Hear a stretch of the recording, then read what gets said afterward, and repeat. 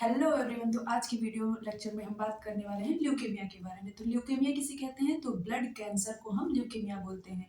तो इमेच्योर कौन सी सेल्स इसमें बढ़ती हैं? तो डब्ल्यूबीसी का इमेच्योर ग्रोथ होता है ल्यूकेमिया में, तो उसी को हम ब्लड कैंसर भी बोलते हैं। तो हम बात करते हैं, सबसे पहले हम जनरल इंट्रोडक्शन पढ़ लेते हैं, कौन कौन सी सेल होती हैं और कौन कौन सी सेल इमेच्योर ग्रोथ करती हैं हमारे ब्लड कैंसर में। तो बात करते हैं, सबसे पहले आपने नाम सुना होगा माइलॉइड प्रोजिनेटर के बारे में और लिम्फोइड प्रोजिनेटर के बारे में।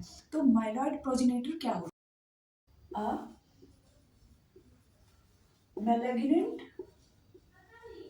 मैलिग्नेंट कैंसर ऑफ, और नेक्स्ट पॉइंट क्या लिखेंगे इसमें हम? Proliferation of WBC cells. किसका? इमेच्योर WBC सेल का प्रोलिफरेशन होने लगता है, एक्सेसिव ग्रोथ होने लगता है। जो हमारे जो ब्लड फॉर्मिंग ऑर्गन्स होते हैं, जैसे हमारे जो कुछ ब्लड फॉर्मिंग ऑर्गन होते हैं वो भी क्या करते हैं? इमेच्योर सेल को बनाने लगते हैं, जिसको हम क्या बोलते हैं? ल्यूकेमिया बोलते हैं। क्या बोलते हैं? ल्यूकेमिया बोलते हैं। फिर बात करते हैं हम कि कौन ये जो WBC है, तो WBC हमारी बॉडी में कितना इनका जो रेंज रहता है, WBC का रेंज कितना रहता है? WBC कितना पाई जाती है? तो WBC की वैल्यू कितनी रहती है?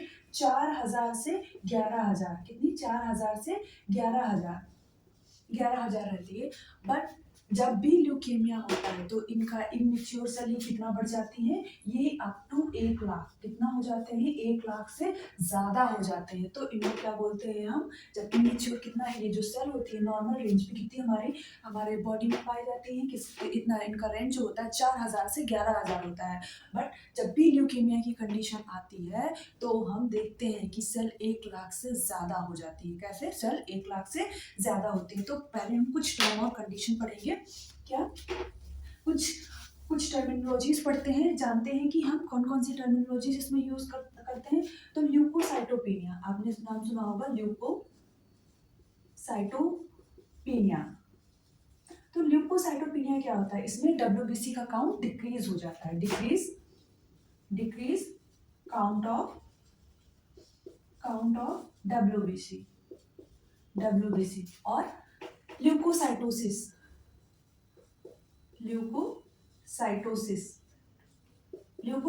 मतलब क्या होता है? इसमें WBC का काउंट इंक्रीज हो जाता है। इंक्रीज काउंट ऑफ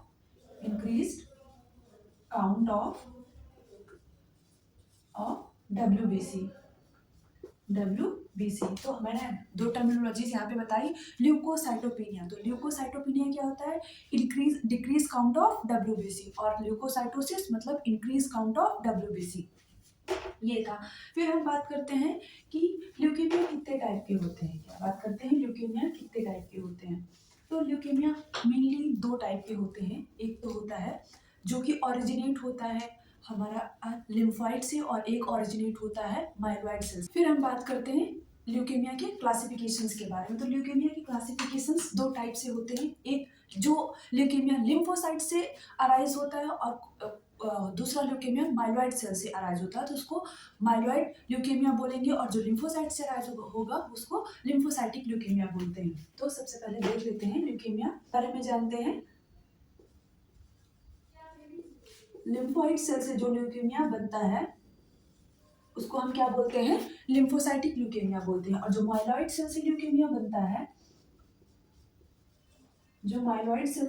बनता है, उसको हम माइलोजिनस ल्यूकेमिया बोलते हैं। तो लिम्फोइड सेल से ल्यूकेमिया जो बनता है वो 2 टाइप का होता है। एक एक्यूट लिम्फोसाइटिक ल्यूकेमिया। क्या होता है? Acute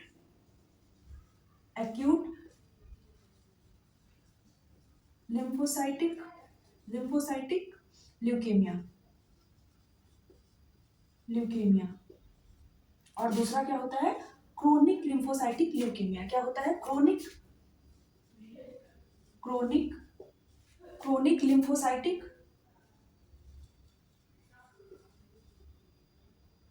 lymphocytic leukaemia.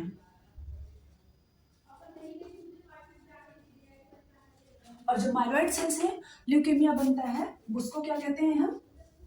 Acute माइलोजीनस माइलोजीनस acute माइलोजीनस leukaemia,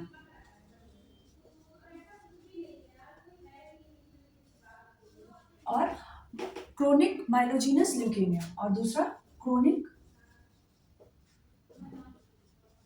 माइलोजीनस leukaemia.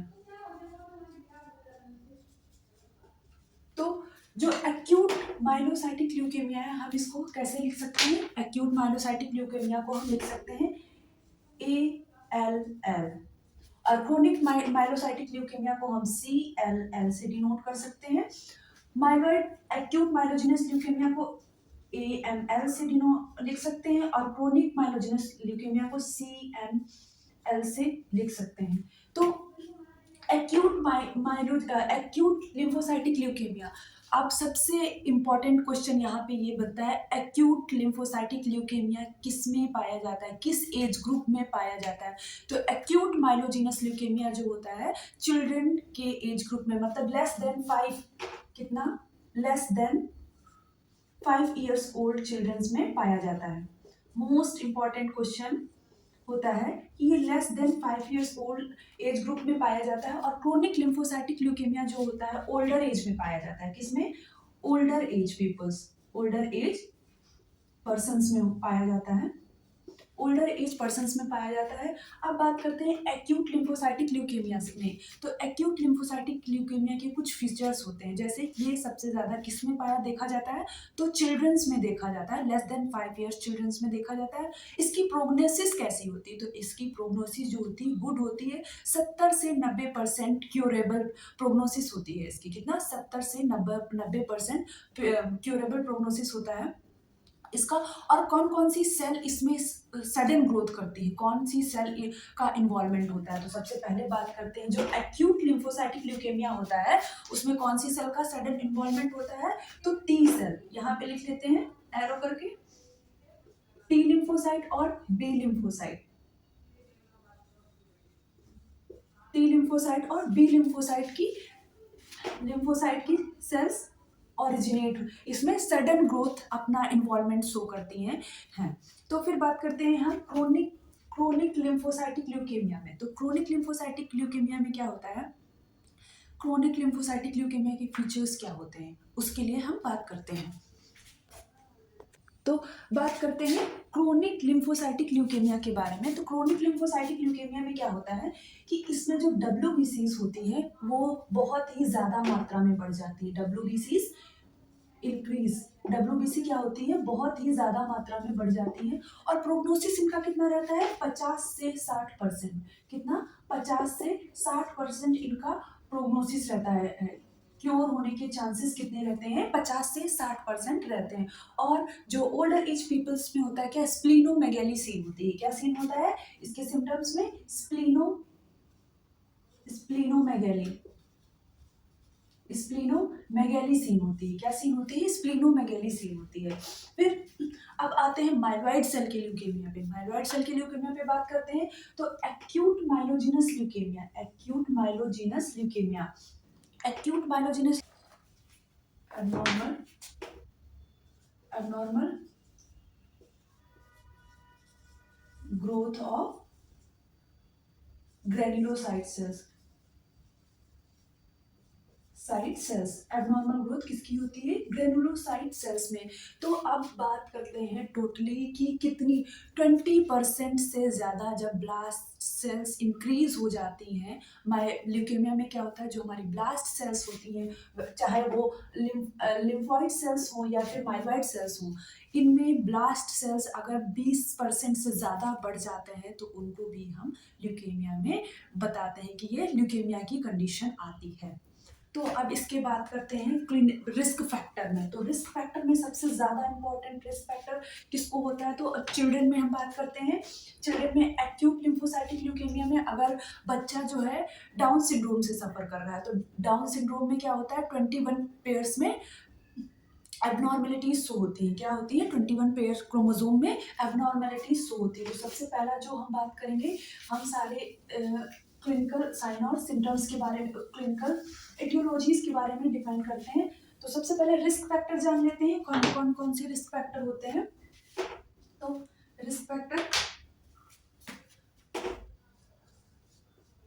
Risk सबसे ज्यादा किस कंडीशन में ल्यूकेमिया के होते हैं। तो रिस्क फैक्टर में सबसे पहले जान लेते हैं डाउन सिंड्रोम। डाउन सिंड्रोम में क्या होता है, 21 नंबर का जो क्रोमोसोम होता है उसमें एबनॉर्मेलिटीज होती हैं। तो उसमें क्या होता है, ल्यूकेमिया, उस बच्चे में ल्यूकेमिया होने के चांसेस ज्यादातर बढ़ जाते हैं, ज्यादा ही बढ़ जाते हैं। फिर दूसरा क्या होता है, फिलाडेल्फिया क्रोमोसोम, फिलाडेल्फिया सिंड्रोम।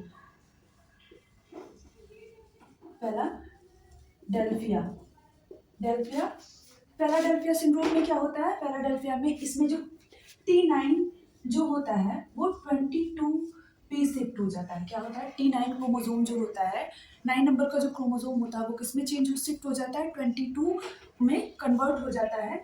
इस दो फैक्टर जो रिस्क फैक्टर हैं इनमें ज्यादातर चांसेस क्या रहते हैं, हमारे ल्यूकेमिया होने के चांसेस ज्यादा रहते हैं। कौन कौन से में, एक डाउन सिंड्रोमिक पेशेंट में और दूसरा फिलाडेल्फिया क्रोमोसोम के बारे में ज्यादा चांसेस रहते हैं। फिर बात करते हैं इसके हम एटियोलॉजी में बहुत सारे फैक्टर्स आते हैं। हेरिडिटी चेंजेस भी हो सकते हैं, जैसा मैंने आपको बताया हेरिडिटी चेंजेस में कौन कौन से, डाउन सिंड्रोम हो गया, फिलाडेल्फिया क्रोमोसोम हो गया, तो ये सारे हेरिडिटी चेंजेस में आ जाएंगे। फिर कीमोथेरेपी या फिर रेडियोथेरेपी हो गया, एटियोलॉजी क्या होंगे इसकी। एटियोलॉजी के बारे में डिस्क्राइब करते हैं इसके। तो सबसे पहले एटियोलॉजी के बारे में देखते हैं। अगर कीमोथेरेपी, पेशेंट का कीमोथेरेपी हुआ होगा तब भी हमारे चांसेस रहते हैं ल्यूकेमिया होने के।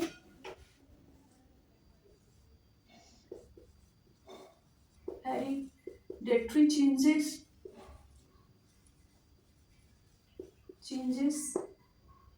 स्मोकिंग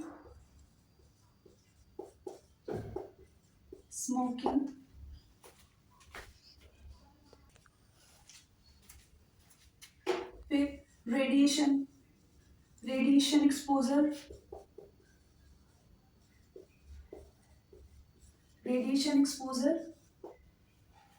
एक्सपोजर,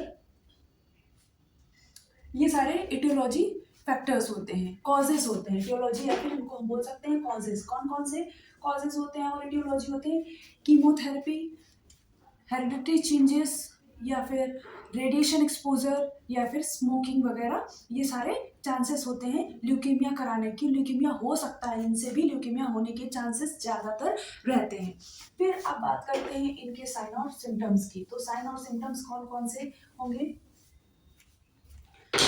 तो सबसे पहला मोस्ट इंपॉर्टेंट साइन होता है और साइन और सिम्टम्स होते हैं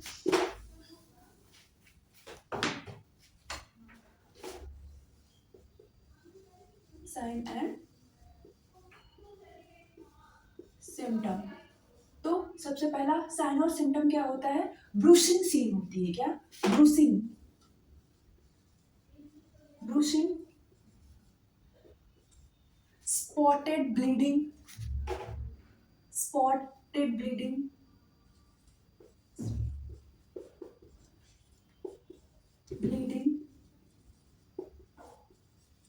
fever, chills, pain in joints, pain कहाँ पे रहता है, जॉइंट्स में रहता है। तो ब्रूसिंग सबसे ज्यादा होती है, स्पॉटेड ब्लीडिंग या फिर पेटाकी भी सीन होती है, स्किन पे स्पॉट पड़ जाते हैं, पेटाकी के भी चांसेस यहाँ पे सीन होते हैं। फीवर, चिल्स हो सकता है, पेन इन जॉइंट्स में पेन देखने को सीन हो सकता है, जॉइंट्स में हो सकता है, एल्बोज में पेन हो सकता है। तो पेन, ये सारे क्या होते हैं, साइन और सिम्टम्स होते हैं। तो सबसे पहले हम इसकी डायग्नोसिस किससे करेंगे। तो डायग्नोसिस के बारे में हम जानते हैं कि डायग्नोसिस में क्या करते हैं। तो डायग्नोसिस में आपने एक नाम सुना होगा, बोन मैरो बायोप्सी। तो डायग्नोसिस में हम देखते हैं बोन मैरो बायोप्सी। डायग्नोसिस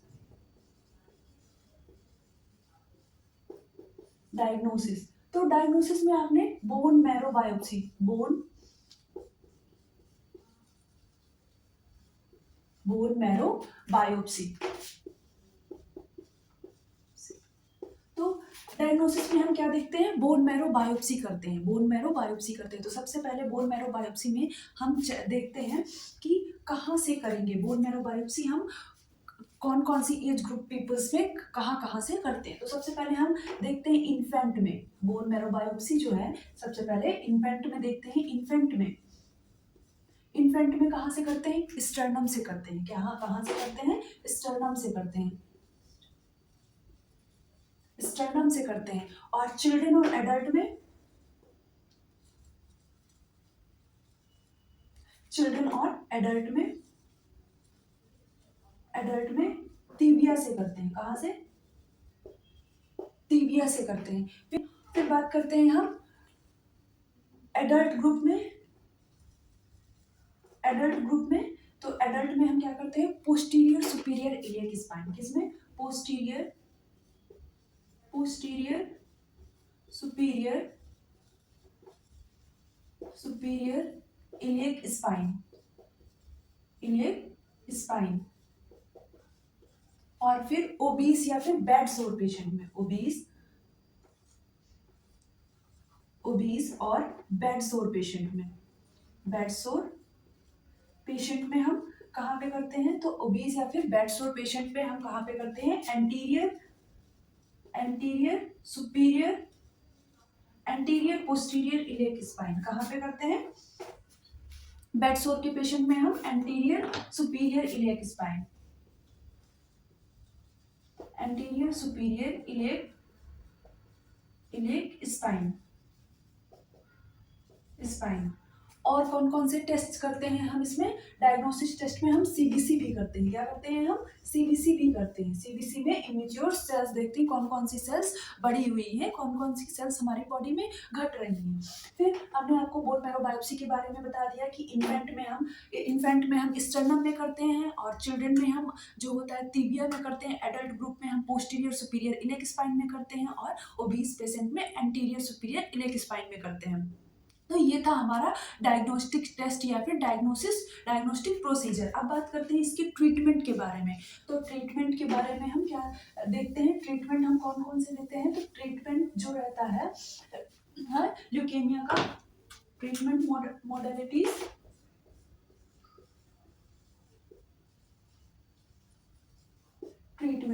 तो ट्रीटमेंट में हम देखते हैं, ट्रीटमेंट में क्या होते हैं, कौन से, सबसे पहले कीमोथेरेपी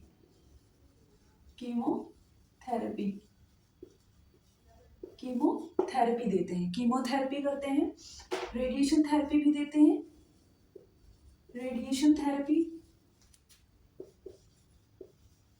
रेडियोथेरेपी जिसको बोलते हैं, रेडियोथेरेपी, या फिर बोन मैरो ट्रांसप्लांटेशन,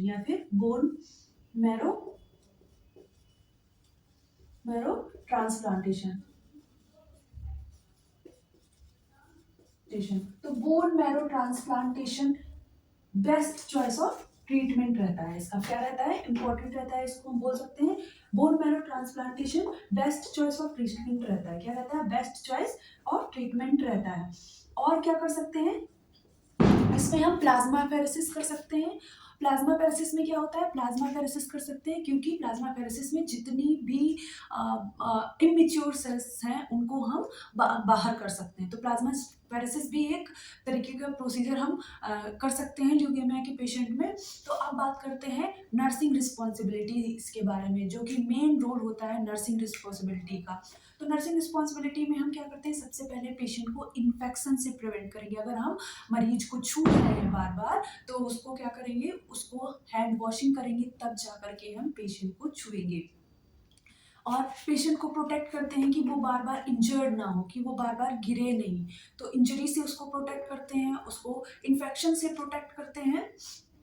ये सारी चीज़ें थी जिसके बारे में हमने डिस्कस किया ल्यूकेमिया के बारे में। ल्यूकेमिया क्या होता है, ल्यूकेमिया जो होता है सुपरफिशियली रिवाइज करते हैं ल्यूकेमिया क्या होता है, तो मैंने आपको बताया कि ब्लड कैंसर को हम ल्यूकेमिया बोलते हैं। प्रोलिफरेशन कौन सी सेल्स का होता है, तो डब्ल्यूबीसी सेल्स का प्रोलिफरेशन हो जाता है। नॉर्मल डब्ल्यूबीसी हमारे बॉडी में कितने रेंज तक होती है, तो 4000 से 11000 होती है, बट इनका लेवल कितना बढ़ जाता है, 1 लाख से ज़्यादा अगर बॉडी में इमेच्योर डब्ल्यूबीसी सेल्स पाई जाती हैं, जो हमारी बॉडी के ऑर्गन्स होते हैं, जो bone blood form blood cells forming organs होते हैं, वो इमेच्योर सेल्स को प्रोड्यूस करते हैं बॉडी में, उनको क्या बोलते हैं, ल्यूकेमिया बोलते हैं। क्या बोलते हैं, ल्यूकेमिया बोलते हैं। फिर बात करते हैं ल्यूकेमिया के कितने टाइप के होते हैं, तो ल्यूकेमिया मैंने आपको बताया कि लिम्फोइड सेल से जो ओरिजिनेट होता है उसको लिम्फोसाइटिक ल्यूकेमिया बोलते हैं, जो माइलॉइड सेल से ओरिजिनेट होता है उसको माइलोसाइटिक ल्यूकेमिया बोलते हैं। तो लिम्फोसाइटिक ल्यूकेमिया जो होता है दो टाइप का होता है, acute lymphocytic leukaemia, chronic lymphocytic leukaemia. और माइलॉइड सेल से जो ओरिजिनेट होता है तो क्रोनिक एक्यूट माइलोसाइटिक माइलोजिनस ल्यूकेमिया और क्रोनिक माइलोजिनस ल्यूकेमिया। तो acute lymphocytic leukaemia most common किस में पाया जाता है, चिल्ड्रंस में पाया जाता है। और इसका एज ग्रुप कितना होता है, चिल्ड्रन लेस देन 5 ईयर्स। और प्रोग्नोसिस इसकी गुड होती है। और इसको हम क्या करेंगे, इसका जो ट्रीटमेंट होता है इसमें हम बोन मैरो ट्रांसप्लांटेशन, बच्चों में हम ट्रांसप्लांटेशन कर सकते हैं, बोन मैरो ट्रांसप्लांटेशन के लिए एडवाइस कर सकते हैं। फिर बात करते हैं क्रोनिक माइल लिम्फोसाइटिक ल्यूकेमिया। तो क्रोनिक लिम्फोसाइटिक ल्यूकेमिया क्या होता है, ये एडल्ट एज ग्रुप में पाया जाता है। इसका जो क्यूरेबल रेट होता है वो 50 से 60% होता है। कितना, 50 से 60% रहता है।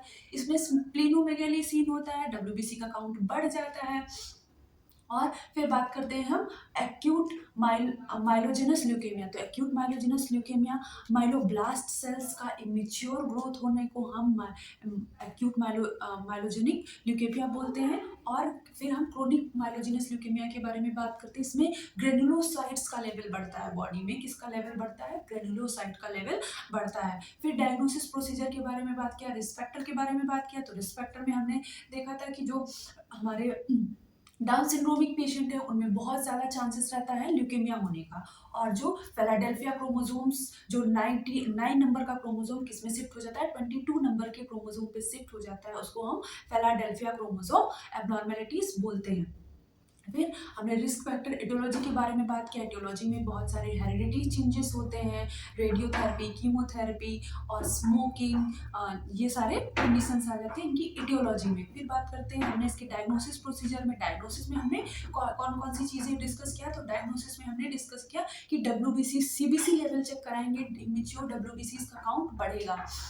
और फिर हम क्या करते हैं, बोन मैरो बायोप्सी के लिए पेशेंट को, मरीज को रिफर करते हैं। तो बोन मैरो बायोप्सी में क्या देखते हैं, बोन मैरो बायोप्सी में हम कहाँ से करते हैं, तो बोन मैरो बायोप्सी में हमने बच्चों में सबसे पहले इन्फेंट में देखा, तो हमने क्या स्टर्नम से चेक किया।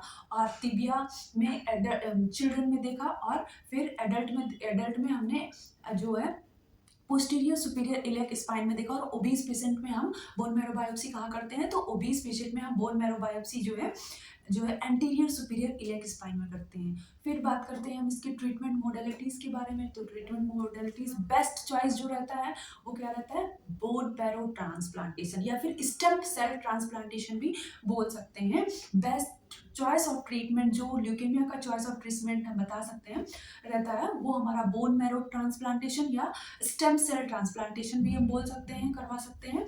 और फिर दूसरा क्या कहते हैं, हम प्लाज्मा फेरेसिस कराते हैं। क्या, प्लाज्मा फेरेसिस, जो इमेच्योर सेल्स होती हैं उनको हम फिल्टर आउट करते हैं। क्या करते हैं, फिल्टर आउट करते हैं। फिर डिस्कस किया था हमने नर्सिंग रिस्पॉन्सिबिलिटीज़ के बारे में। तो नर्सिंग रिस्पॉन्सिबिलिटी में हम पेशेंट को इन्फेक्शन, मरीज को किससे, इन्फेक्शन से बचाएंगे। किससे, अगर हम मरीज को छू रहे हैं तो उसको हैंड वॉशिंग करने के बाद ही छुएंगे। और उसको जो है जितनी भी जो ब्रूसिंग्स वगैरह, पेन वगैरह के लिए जो है डॉक्टर्स फॉलो